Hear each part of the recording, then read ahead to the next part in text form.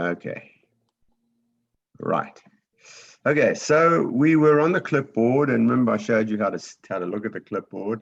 Remember, you press the Windows key and the letter V, V as in Victor, together. You press them together, not one after the other, but at the same time. So you need to use both hands, one hand on the Windows key, one hand on the V, and then the little window will open up somewhere on your screen, and it'll look something like this, and that's here in the top right hand corner.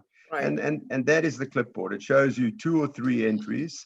They can be text, as you'll see in the very first one there, where it says clipboard on Windows 10 rocks. So I just typed that out, right? And there it is. Or it could be a picture, as in the second one. So you can get, you can have pictures of your kids, or your grandchildren, or whatever, and you can copy them as well in exactly the same way. So if you want to copy a picture, you have a picture on the screen. You just put your cursor, say, in the top left-hand corner. You hold down the left mouse key. Always hold down the left mouse key and drag it. You'll see it. You'll see the picture change in color. Drag it down to the bottom right-hand corner. And then when you take your finger off the the left mouse button, it will have made a copy in the clipboard. And now you can go somewhere else, to an email or a text or whatever, and you can type Control V and it'll bring it back. Or you can go to the clipboard itself like this here, and if you click on, let's say, that picture, one of the options will be to paste it, to copy it to wherever you happen to be. So you can move the picture wherever you like. I also explained to you a useful trick that most people don't know. If you're on a web page, let's say at Amazon, and there's a picture of something nice, that or anywhere else on the internet. But let's say you're on Amazon and there's a picture of something that you would like to send to me because it's on sale, or it's interesting or whatever. Then the way you can always get a picture of that too is you press the print screen key. Remember I showed you it's on the top row next to the function keys, and it's towards the right, usually next to the delete key. Yeah. And there's the key says PRTSC, or it says print screen. I either got it out in full or it's abbreviated on my computer. It's PRT space SC, which stands for print screen. That doesn't print the screen anymore. It's a stupid name now, but it will allow you to slice out a rectangle, any rectangle from the screen. So all you have to do is put your cursor in the top left of the picture or whatever it is. It could be text. Let's say there's some text. You read some article on CNN or whatever, right? And you want to send that text to me. It's an interesting article. You can put your cursor in the top right-hand corner, drag it down to the bottom right of where you want to be.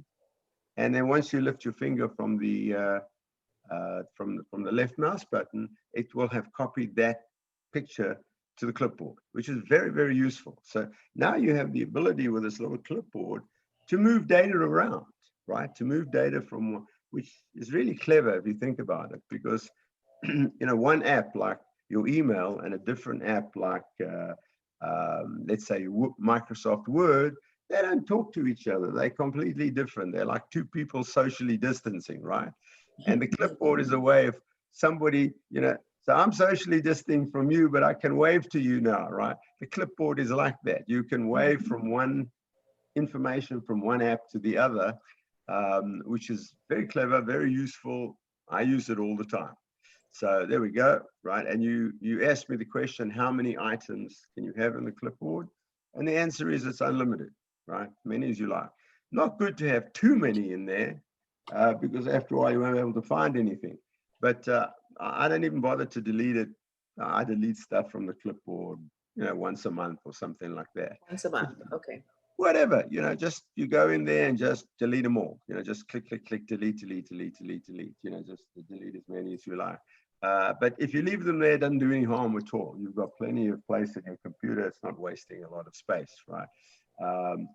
Like I said, a useful thing to leave in your clipboard is personal information that you might often want to use. For example, a credit card, right? Or your social security number. If you can't remember it, you could put it in there.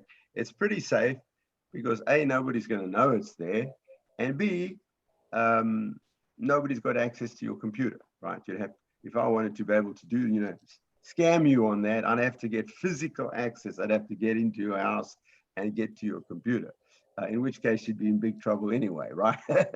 If somebody's in your house. So you can keep any useful stuff there, names, addresses, phone numbers, whatever you want, stuff that you use often, you could put in there, so you don't have to go look it up. It's very quick to look it up in the clipboard.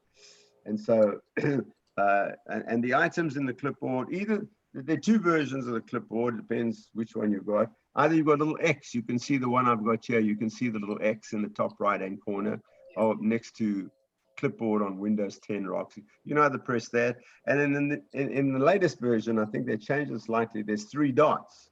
And if you click the 3 dots, a little menu opens up, and one of the options is delete. Why they made it slower, I need 2 clicks instead of just clicking the little X, I don't know, but they keep making silly changes. But the clipboard is probably one of the most useful things that are out there. And then the last trick is, once you've got the clipboard up, now you don't want it anymore. You want to get back to doing what you were doing. To get rid of the clipboard, just press the escape key, the little escape key in the top left-hand corner. Very useful key. Just press the escape key. You're not deleting the clipboard or anything. You're just sort of telling it go away. But when you press Windows V again, it'll come right back, right? It's like, it's like having somebody who works for you. The clipboard is your employee. It comes when you want it, and does its job, and then when you press escape, it goes away, right? It's like a very obedient employee. Okay. Now I said that there are other uses for the control key. Control P, the control and the letter P, will print the page on the screen. So sometimes if you have a whole page of, an interesting article from, somewhere, some website or something on Amazon, if you press Control P, it will print it out on your printer. I don't use that very often, but sometimes it's useful. Excuse me. If you highlight some text, now remember I showed you how to highlight. You put your cursor on the left, just to the left of the first letter. You hold down, our friend, the left mouse button, because that's the most important thing, and you hold it down and drag it across, and you will see the text change color.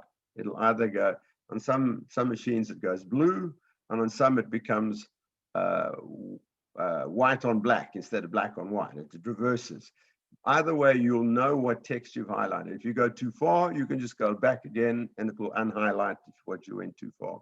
You can either go horizontally and just get one word or one sentence or one line, or you can go at an angle downwards to the right, and it will grab a whole row of text, 1 line, 2 lines, 3 lines, 4 lines, many lines as you like. You can highlight them. And as you know, if you've now typed Control C, it would copy all that text to the clipboard. But there are also some other control things that work. So Control B highlights the text, right? It will, bolds the text, B for bold, right? So it will make it bold, right? Like here, you'll see the word bold is actually darker than the rest of the text. It's been bolded. So usually you'd only do that for 1 word or 2 words or whatever. You might make them bold so they stand out. If you highlight some text and you press Control I, the letter I, right, it will italicize the text. It makes it lean over, kind of like the word italicize there. You can see it's leaning over a little bit. That's another way of emphasizing. So when you italicize text, you're telling somebody, I'm emphasizing this word. This is what I want you to do, right? And to do might be italicized. Similarly, Control U, the letter U, will underline the text. Now, in Microsoft Word, you've got buttons for all of this. There's a little button to do bold, there's a little button to do italic, and there's a little button to do underline. But this is another way to do it where you don't need any buttons. So even in an email now, where you don't have those buttons, you can underline some text or you can bold it. But if you want to underline it to say, you want to emphasize these words, you highlight the text. And I did not know that. Yeah, and you press Control U, and it now underlines it. Funny enough, most people don't know this stuff. This is what it does. And most people don't know it, so I'm giving you the secrets, right? So Control B makes it bold, Control I makes it italic, and Control C underlines it. And you can do more than one of those. You can bold it and italicize it, or bold it and underline it, or italicize it and underline it. Any combination you like, it doesn't matter. So, if you wish, you could have it bold, italicized, and underlined, which it seems a little bit of an overkill, but you're able to do that. I told you about Control Z. You remember Control Z? That's what I call the oops key, right? Oops, I made a mistake. Well, the beautiful thing now with Windows is if you made a mistake, you can undo it. So if you highlight a whole lot of text and you hit the delete key, what do you think is going to happen to all that highlighted text? It's gonna be gone. It's gone, right? Oh my God, it's the wrong paragraph. I meant to copy it. I meant Control C. I didn't mean to hit the delete key. We all make these silly mistakes. All you have to do now is hit Control and the letter Z, the one right on the bottom row to the left of the bottom row, the letter Z, and it undoes that action. And everything that you just deleted will come back, right? Whatever you just did will be undone. And if you hit Control Z again, then what you did before that will be undone. And before that, you can go back. I don't know how far you can go back, but I've never reached the limit. It's at least 5, right? You're gonna, if you've got to undo more than 5 things, maybe you should go and have a nap, right? Wow, that is really good. That's really good. Yeah, it's the most useful thing. Like I said to you, imagine, I don't know if you've ever been driving on the interstates in your car and you want to get off at exit 27 and you look up and you just passed exit 27, right? You weren't concentrating and you've just gone past it and now you got to go 10 miles and come back, right? Well, it would be really nice to have an undo key in your car that takes you back half a mile so you can go off at exit 27. We don't have that in real life. Most things in real life, if you drop an egg on the floor, too bad, right? The egg is gone, right? It's smashed. But the Control Z will make the egg jump back up into your hand and reassemble itself exactly as it was before, which would be very, very useful. So if you delete text, Control Z brings it back. If you just inserted some text, right? And you say, you type some text in, some new text, and then you said, nah, I don't want that. Well, you can either go delete it or much easier to say Control Z, and what you just did, which was the insert, will be uninserted. It will revert back. So very, very useful. So so you see, we've got a whole series of very useful control sequences. Control and C copies it to the clipboard. Control and V pastes it back from the clipboard. Control and X puts it in the clipboard and deletes it from where it was. You probably want to move it to somewhere else. Control and B bolds it. Control and I italicizes it, and Control and U will underline. And finally, last and most useful of all is Control and Z, which is the oops key, which is whatever you just did, you can now undo one. So it doesn't matter if you deleted a whole page of text, right? You accidentally deleted, oh my God, that's the wrong page, or I didn't want to do that. Control Z and everything will come back. It's amazing. So obviously Windows is keeping a copy of everything you do and then can put it back the way it was, which is pretty useful. Okay. So now let's look at the Windows desktop. Okay. So when you start your machine up for the first time, you turned it off, now you turn it back on, you always end up at what's called the desktop. And the desktop originally was intended to be like your desktop, right? Your desktop in your office, where you could leave some papers around and stuff like that. So the desktop is a place where you can store files. You can put things on the desktop. I don't recommend that because it's like a messy desk. There's no order. You can see those pictures on the screen there. They're just sort of all over the place. So we're going to talk about them in a second, right? So here's the desktop. So basically the desktop starts off completely blank. Well, when you start up Windows for the very first time, it's not completely blank. It's got 2 or 3 items in it, but it's mostly blank. You can now put information on the desktop, just like you can retain pieces of paper on your desktop. But you know, the trouble is if you keep a whole lot of pages of paper on your desktop, you know what's going to happen eventually, right? You can't find anything because it's, you know, it's piling up, right? It's far better to store your files in a more logical way, which I'm going to talk about as well. But there's nothing stopping you putting stuff on the desktop. So when you put things on the desktop, they appear in these little pictures. You see these little icons? And each one of those is a file. It's a file of information. And there really are two kinds of files. One is a file of stuff that, you know, of useful stuff of yours. It could be photographs, it could be text, it could be a Word document or whatever. And the other type of file is a program, right? An app. So if you look at these icons that I've got on the screen right now, if you look at the one, let's say, second line down and the second one in with that little circle, you see the colored circle? Second line down and one in, and the second one in from the left. It's got a Yes. colored circle with four colors in, red, yellow, green, and blue. And Yeah. underneath it says Google Chrome. That is the app, the application, the program, Google Chrome, which is a browser, right? Which allows you to go to the internet. And you'll see that it's got a little arrow. Can you see the little arrow next to it? The little blue arrow? So any of those, you'll see, look further down. You'll see other ones. If you go 1, 2, 3, the fourth line down, the first one on the left, you'll see it also has an arrow, right? And that one says Adobe Reader. That's a program to read PDF files, right? Like I sent you these slides in a PDF file. So all of those with the arrows are programs, and the ones without programs are data.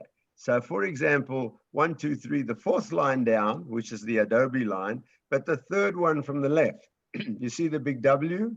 Yeah. That's a Word document. So underneath it, it's got the name of some document, whatever it is, right? Whatever you call that document will be down below, and that is a Word document. Now, the beautiful thing about Windows is if you just click, double click, you have to click twice. So left mouse button, the left one, and go click, click, quickly.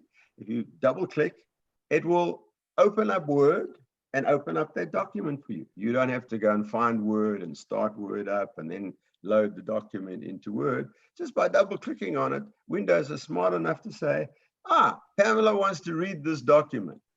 And we'll call in Word, start Word for you, and then the document will appear exactly as it was when you saved it the last time, which could have been yesterday or it could have been 10 years ago, right? The document's 10 years old, doesn't matter, it's still going to be there. If you click on one of those with a little arrow, like for example, the fourth one down, the first one from the left, the Adobe, it will open up Adobe, the program, but there won't be any data in it because it doesn't know what you want to do. You can now, within Adobe, go and open a file or whatever you want. Okay? You can then go look for where you've stored the Windows 10 information that I saw you, that I sent you, and then Adobe will open it up and you can read it in Adobe or in Microsoft Word or whatever, right? You'll see second last line from the bottom, right on the far right, you'll see there's another Word document, right? You can see the big W, right? But it could be an Excel spreadsheet, in which case it would have an X, right? Or whatever this kind of document is, it doesn't really matter. So two kinds of, as I say, two kinds of files. One are programs that open up, and the other one is actual documents that have information in them, like a Word document. And Windows will automatically open the appropriate program for you to read that particular kind of document. So if somewhere on the screen I had a PDF file, which I don't, and you clicked on it, it would automatically open Adobe for you and then bring the document in and you'll be able to read the PDF file. Right? So it's very useful indeed. The only thing is there's not a lot of, there's a fixed amount of space here, a limited amount of space.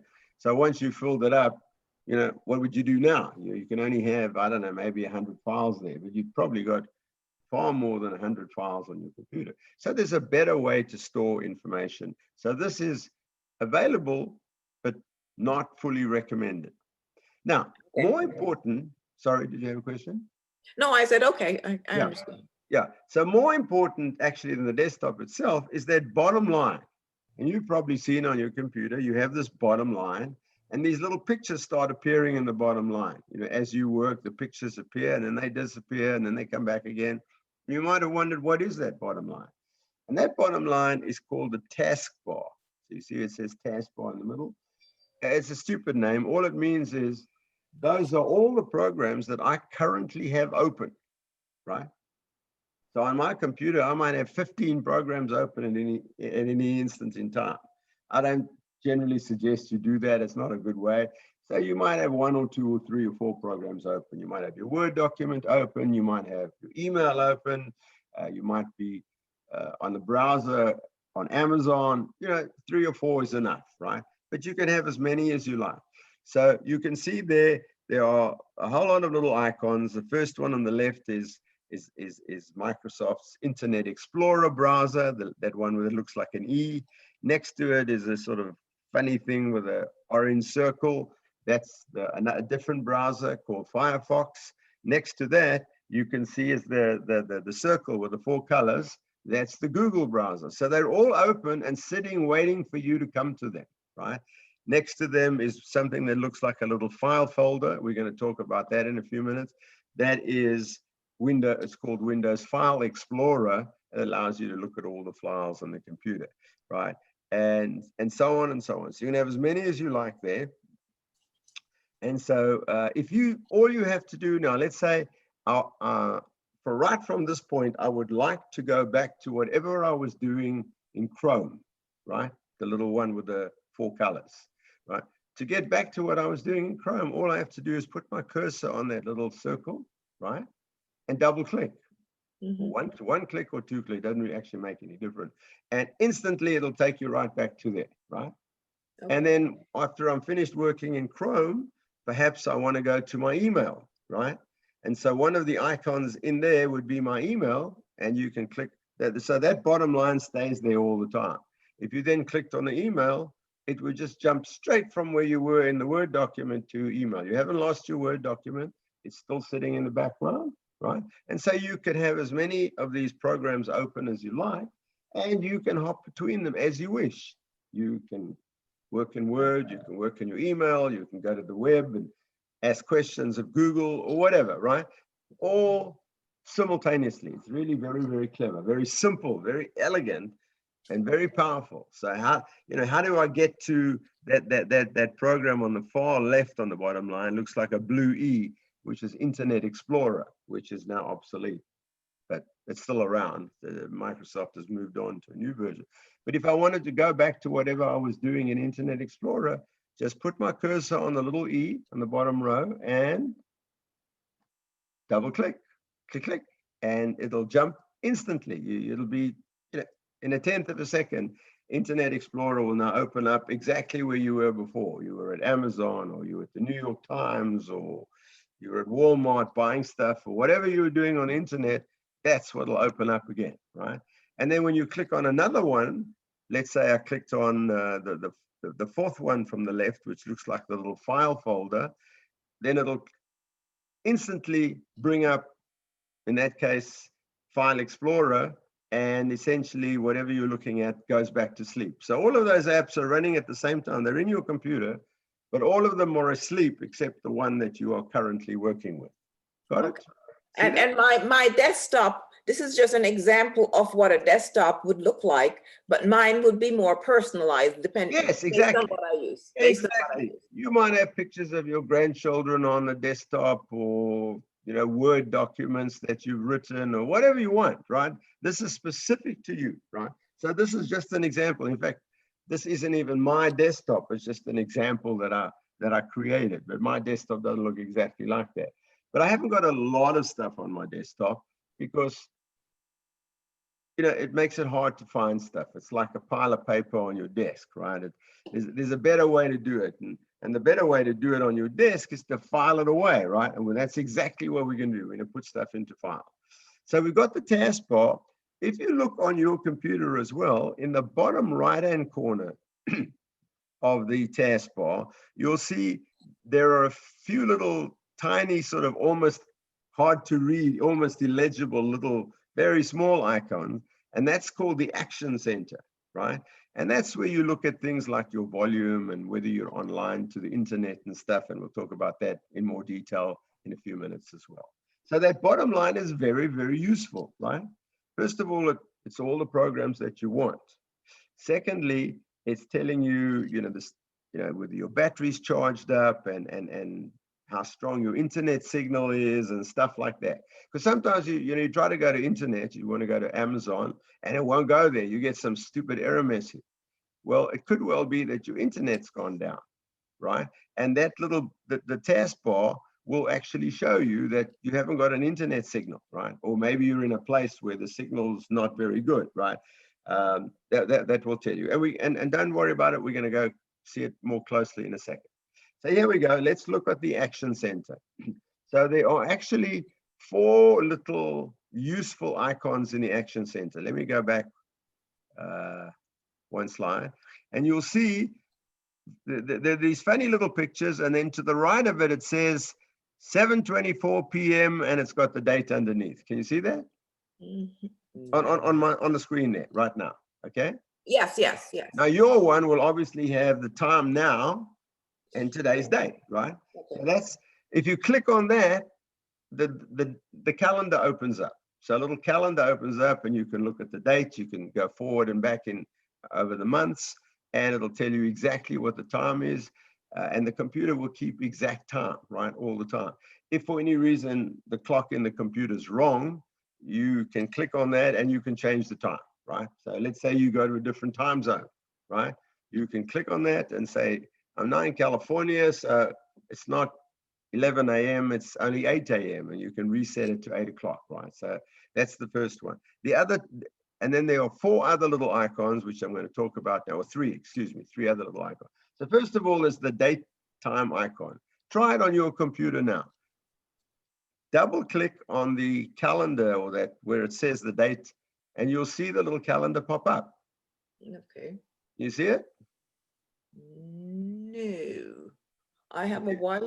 Okay, yes. Yeah, so if you double click on it, the little calendar will pop up, and you can scroll forward and back. You can look at the calendar for next month, last month, in December. You can scroll, you can go to last year or next year. You can scroll backwards and forwards in time, and it's got the actual time there. It would now say, 10:35 a.m. or whatever it is, right? Yeah. And you can correct it if your time is wrong. Mostly I don't. And so I use that all the time. Instead of looking at my watch or my phone, I got the date and time right there, and I use it all the time. You're writing a letter. What's today? It's the 23rd or whatever it is. Okay, so it will be down there. Now, next to that, you will see a little icon. Now, looking back on the main screen that I'm showing you the slides, you'll see a little icon that looks like a loudspeaker. See? Yes. You see the little loudspeaker with the little curved lines coming out? Yes. If you click on that, it will tell you, you'll get a little slide bar. The little slide bars from 0 to 100%, and that's how loud your sound is. 0 means you've turned off the sound, right? It's not going to make any noise. 100%, probably too loud, right? So all you have to do is move the little slider. You can grab the slider and move it up and down, and you can make it louder or softer, right? So try that. Click on the little sound icon, and you should see a little slide bar, right? Yes. And the little slide bar allows you, here's the slide bar, you see that? Now, yes. The way we make it softer or louder, that little blue line, you can see it says you're at 67%. You're about 2/3 of the way along. You can grab that little blue bar and move it back to the left to 50%, make it quieter, or move it to 80%, make it louder. How do you grab it? Okay, it's the same way you grab everything. You put your cursor on it, hold down the left mouse button, and now you can see that's kind of like grabbing it with your hand, and now you can move it up and down, right? And that makes the sound softer or louder. Yes. The battery, the next one, that's the one that's got those like 4 little curved lines. That's this.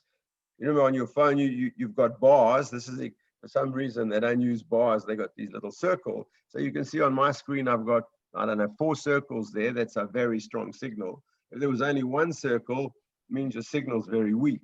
But when you click on it, what it's going to show you is what network you are connected to right now. And if you click on it, you will see the name of your network, whatever your network is in your house, right? And it'll say it's connected and secured. If it says not connected, it means either your network's gone down, which is possible, or you have lost contact with the network. For some reason, your computer and the network lost contact with each other. And all you have to do is now click on that again, and it will reconnect to your network, right, automatically. Right? If you want to disconnect from the network, you can see the button that says disconnect. I almost never use that, but you can disconnect from the network if you so desire. Then the next one is very useful, of course, is your battery, right? And that one shows you where you are 0 to 100% charge, right? So if you click on that for your computer right now and you are not plugged in, you're on the battery, it might say 80% or 70% or 10%, right? If you're plugged in, of course, or if you're plugged into the, the wall socket, it's always going to show 100% like that. As I am, obviously, you can't move that little slide at all, right? Because that little slide only moves when you plug it into the power. So if it's on 10%, you can't move that slide. You've got to go and connect it to the plug it in. Otherwise, it won't charge up. So that's very useful. Okay. There's some shutdown alternatives. I'm really not going to bother about them at all. Shutting down your computer. Let's go back one. Shutting down your computer used to be quite a complicated business, and there are all kinds of options here. I'm not going to bother with them because the latest thing that came out a year or two ago with Windows is when I want to lock my computer, I'm finished working, right? You're going to go to bed at night. You just close the top, right? When you close it, it automatically puts the whole thing to sleep. And then when you open up in the morning, when you open the top up, it will automatically take you back exactly to where you were, right? With all your apps running and all your Word documents open and all that kind of stuff. I did not know that. I thought you had to shut it all the way down. No. And no, you don't. I used to complain when my kids come home from college and they have their computer just running, I believe, all the time. Right. I did not know that. Yeah. In fact, it's not a good idea to turn it off because, like they say, when you fly in a plane, the only really dangerous times are takeoff and landing. While it's flying, it's okay. Same here. The dangerous time for your computer, the disk could fail or something could fail is when you're starting and stopping it, because that's puts it under a certain amount of stress. So it's better just to leave it running, right? But like I say, when you go to bed at night, don't leave it open, because then if some hacker could ever get into your computer, and you'll need to come to my security course. Oh, that's another course I have. I forgot. It's internet security. And I'll teach you how to protect yourself against the hackers. But the best way to protect against anybody getting into your computer, whether outside your house coming on the internet or even somebody in the house, is to close the top. Just close it down, right? Don't turn it off. Don't press the power button. Just close the top. Behind the scenes, Windows will put itself to sleep, right? I did not know that. Yeah. And to leave it run, people have said to me, well, I can't leave it plugged in all the time, then what happens when it's 100%? Well, as soon as the battery's charged to 100%, it stops charging, not doing any damage. You're not wasting any electricity, right? It's exactly like your phone. I tell my, the phone classes, I say the same thing. The best way to charge your phone is to have a cable next to your bed. And when you go to bed, plug it in. And when you wake up in the morning, it'll be 100% charged. But even if it was 95% charged when you went to bed, it'll get to 100 and it'll stop charging. Not going to do any damage whatsoever, right? So it's far better for your computer not to be shut down. Excuse me. But to be, so basically what you do when you close the top is it goes to sleep.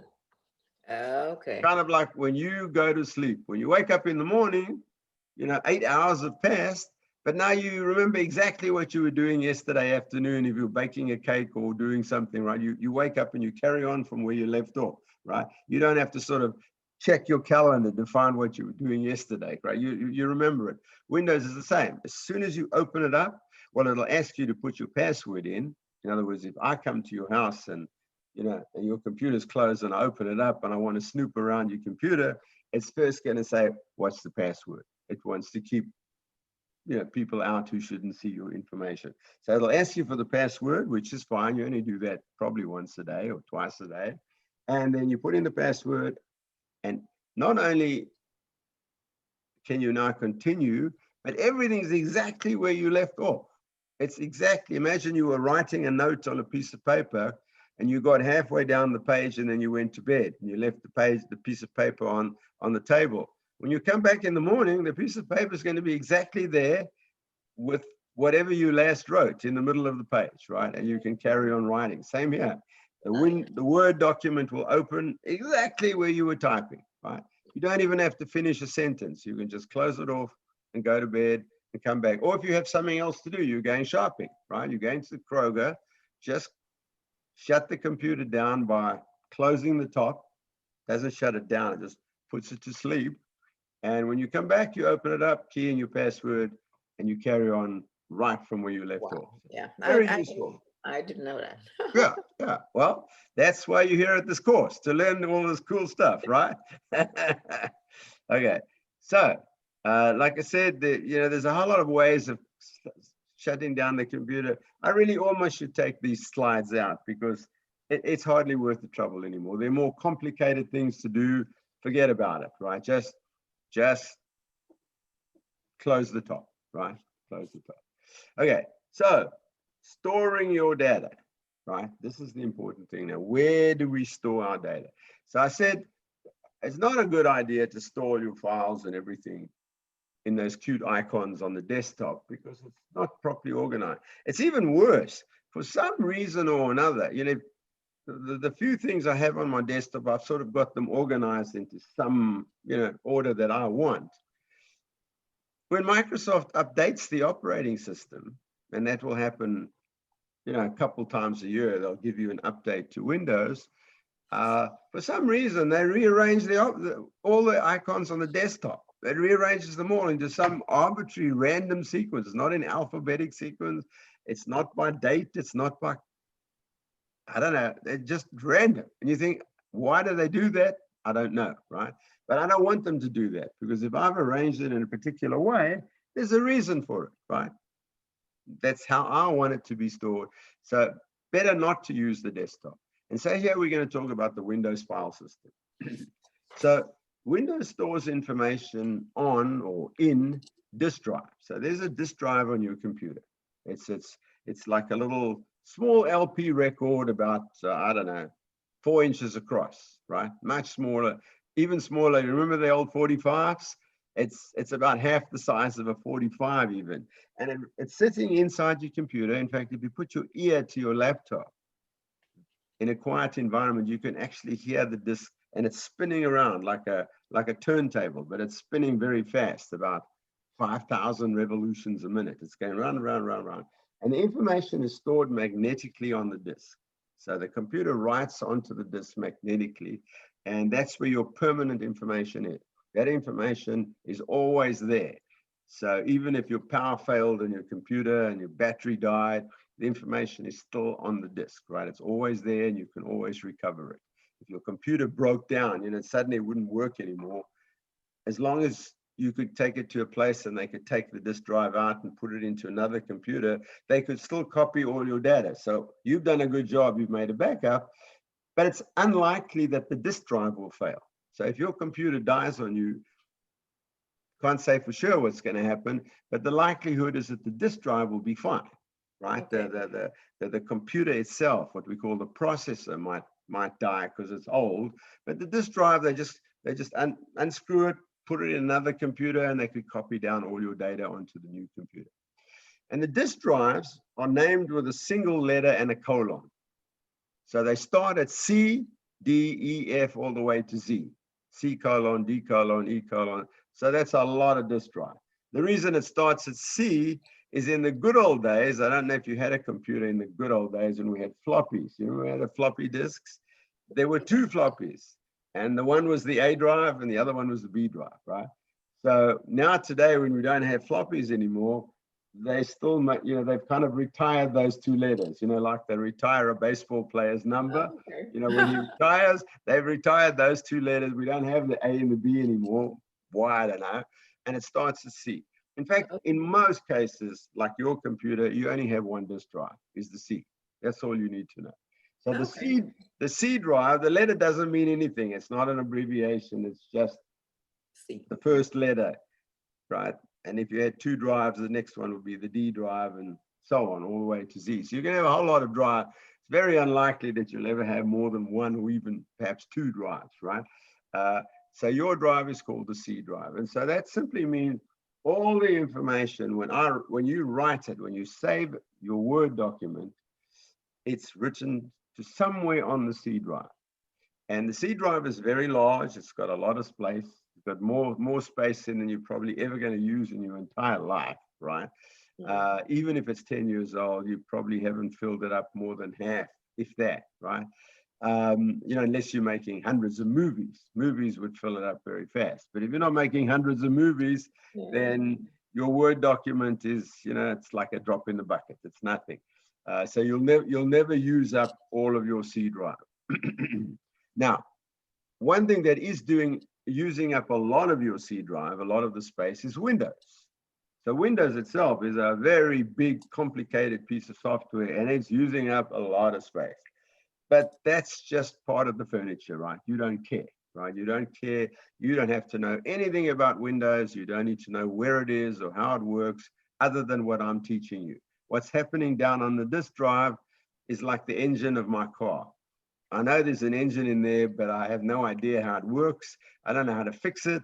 The only time I'm ever worried about ever need to know about the engine is when it doesn't work. When something goes wrong and I need When to it stops, right? I turn the key and I go, well, that's time to call the AAA or take the car to the mechanic, right?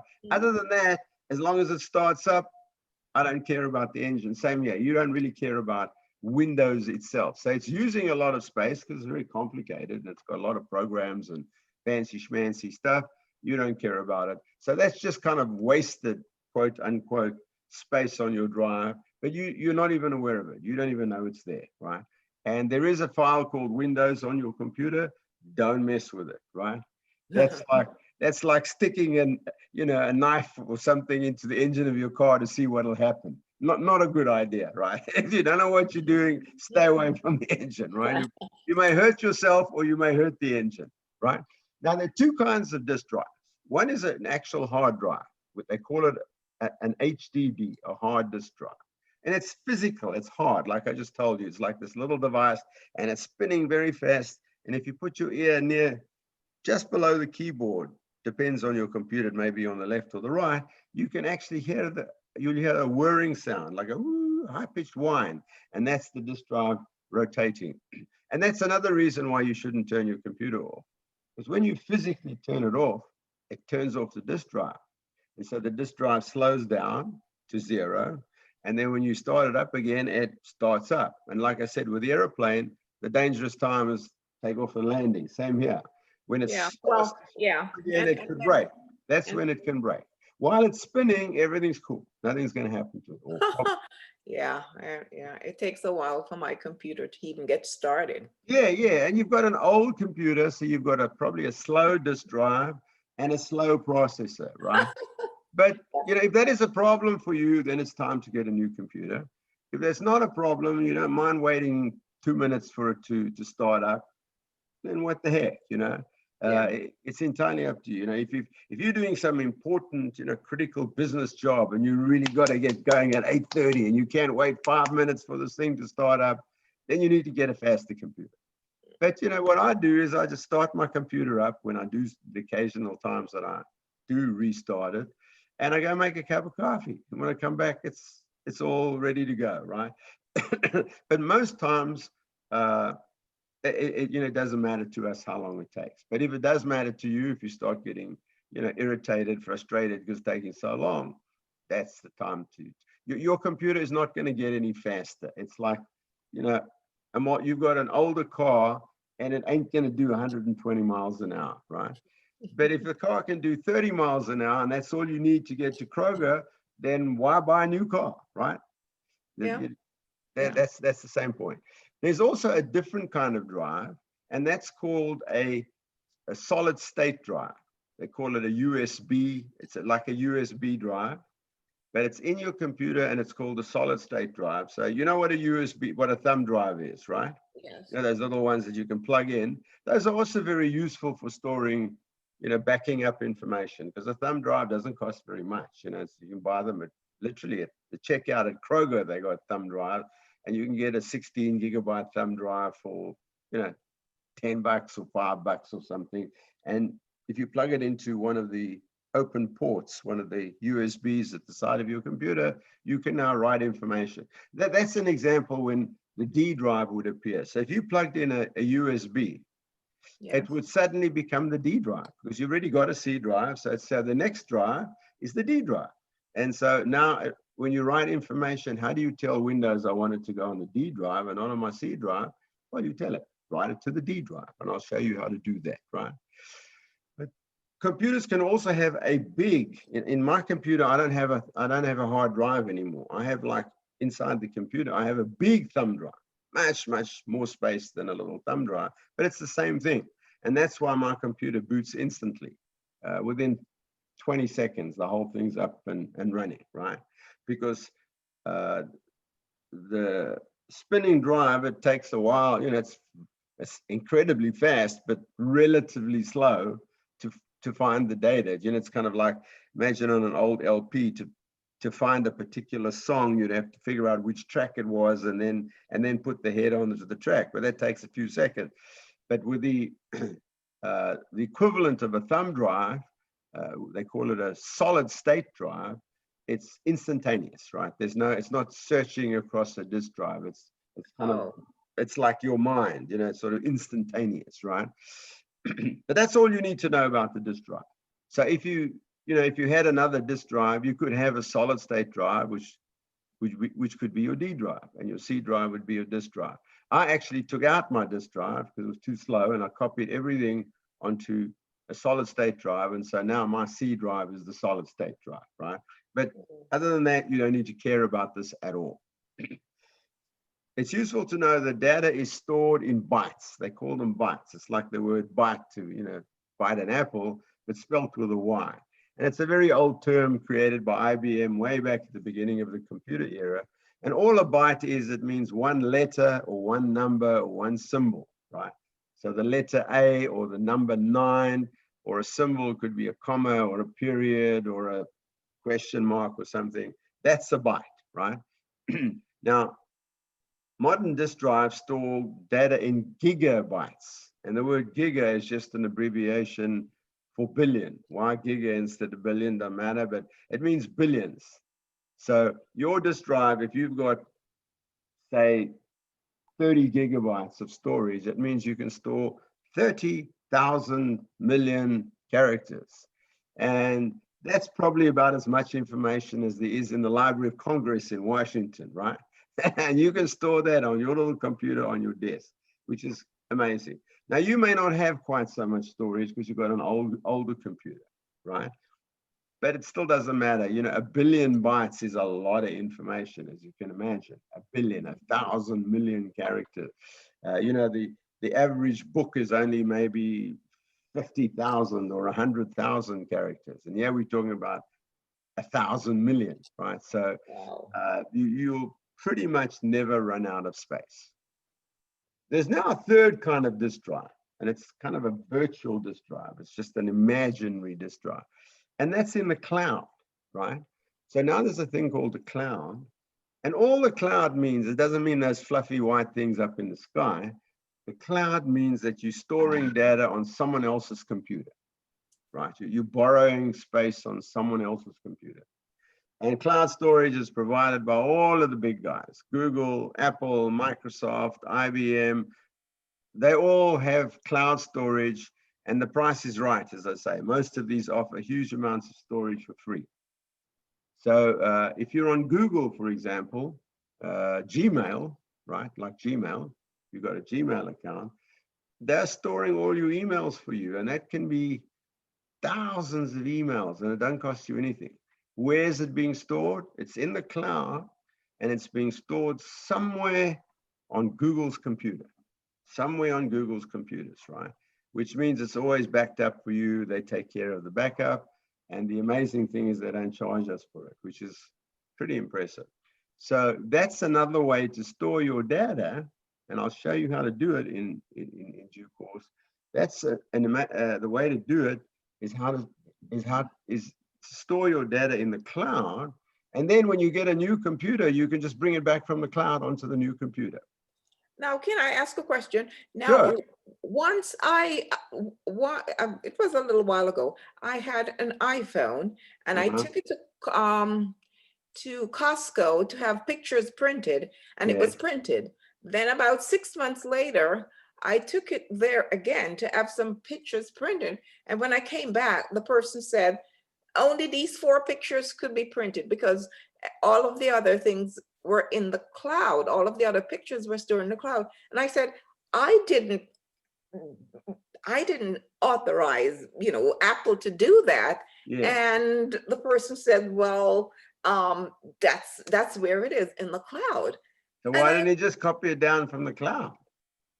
I guess at the time they couldn't, but that's all I was told. And I think you were talking to somebody who didn't know what he was talking about, right? Yeah. Because if it can be stored in the cloud, it can be retrieved from the cloud, right? The cloud is just another storage device. It is actually just another disk drive on someone else's computer that they're lending to you. It's kind of, imagine when you go to this, if you rent a safe deposit box at the bank to keep your jewelry, your diamonds, or whatever in, right? You got valuable stuff.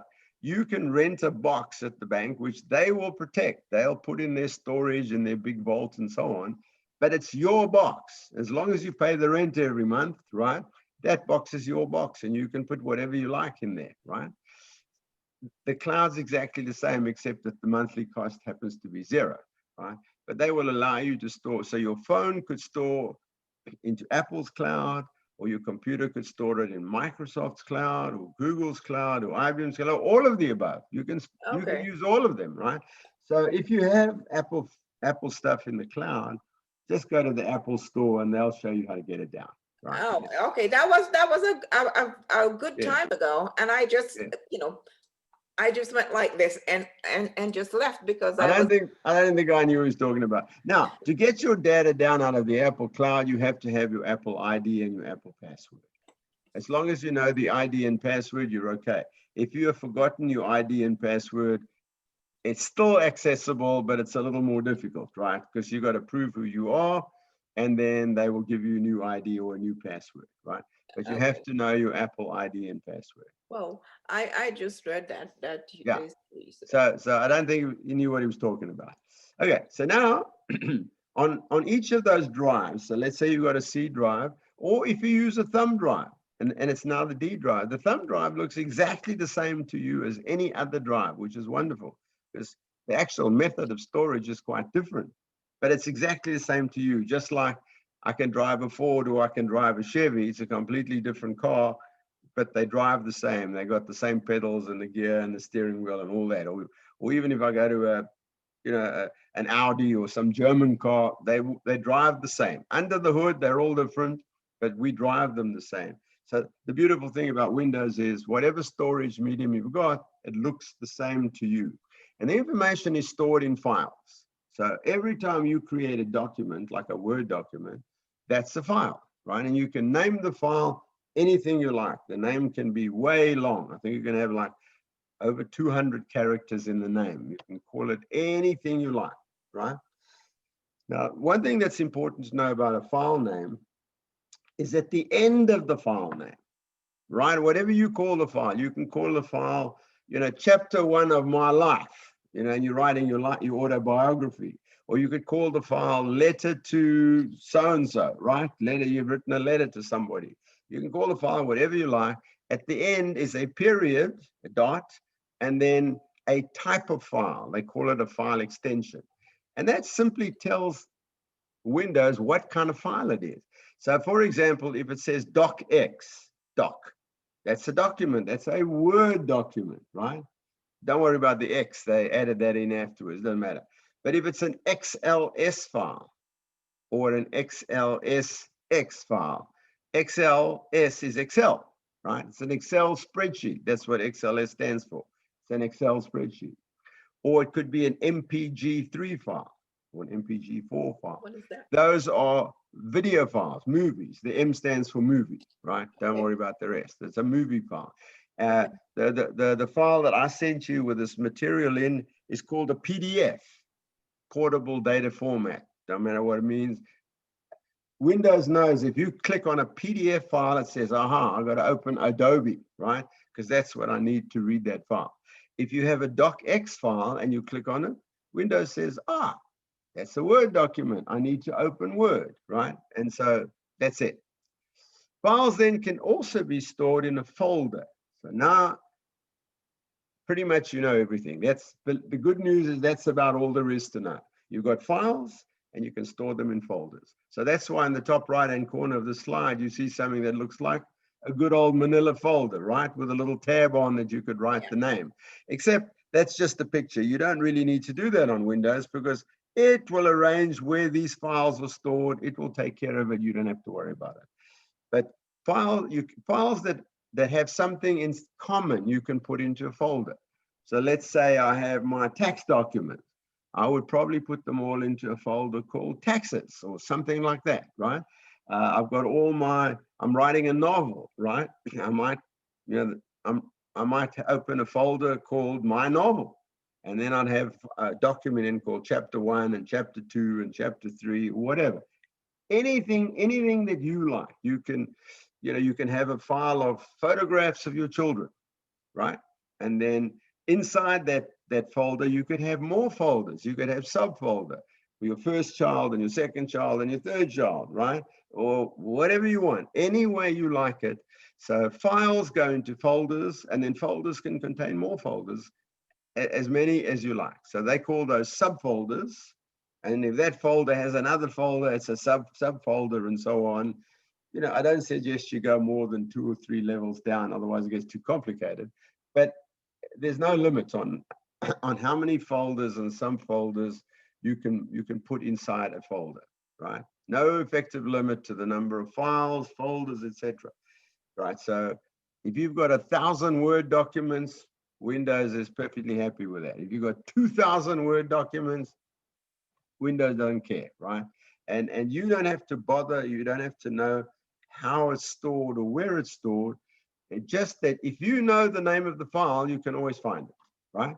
If you know that that document is called My Autobiography Chapter 2, that's the name of the document, you can always find My Autobiography Chapter 2, right? As long as you know, if you can't remember the name of the file, that's a little trickier, right? But you can also do clever things like you can say, I can't remember exactly what I called the file, but I know it had the word autobiography in the file. So if you just type autobiography, it will find any file with that word in the name. You could call it my autobiography or my childhood, my autobiography, my childhood, or whatever it is. If it's got one or more of the words, it will also find it. It's very clever, very powerful. Okay. File's name can be up to 128 characters. So, can have more than 100 characters. Nobody's ever going to use anything that long. So, for example, I might have called this Benson Center Windows 10 class section 3 of 6 sections, January 16, 2019, right? That's a perfectly good file name. Notice with the commas and the uppercase and the lowercase, that's a perfectly good file name. Except that if it was a Word document, right at the end, it would have .docx. In this case, this is done with PowerPoint. So at the end of this actual file that I'm using here would be .pptx. PPT stands for PowerPoint, right? So Windows knows that PPTX files are PowerPoint. So when I click on that file name, I don't have to look for it or anything. I just got to click on the name. Windows will open PowerPoint, okay? Name, the only thing they don't allow you to do is names can't have these weird characters in. Question mark, quote marks, slashes, less than or greater than, asterisk. You're never going to put these into a file name anyway. But Windows, for some reason, has reserved those characters for other uses. But you can have commas, periods, dashes. You just can't use these funny things, right? Okay. I think I am going to stop there at this point, and we'll carry on next time. Now, next Monday, I will not be available, right? Okay. So what I think we might do, rather than just miss it out, if you wish, we could have the session on Tuesday, right?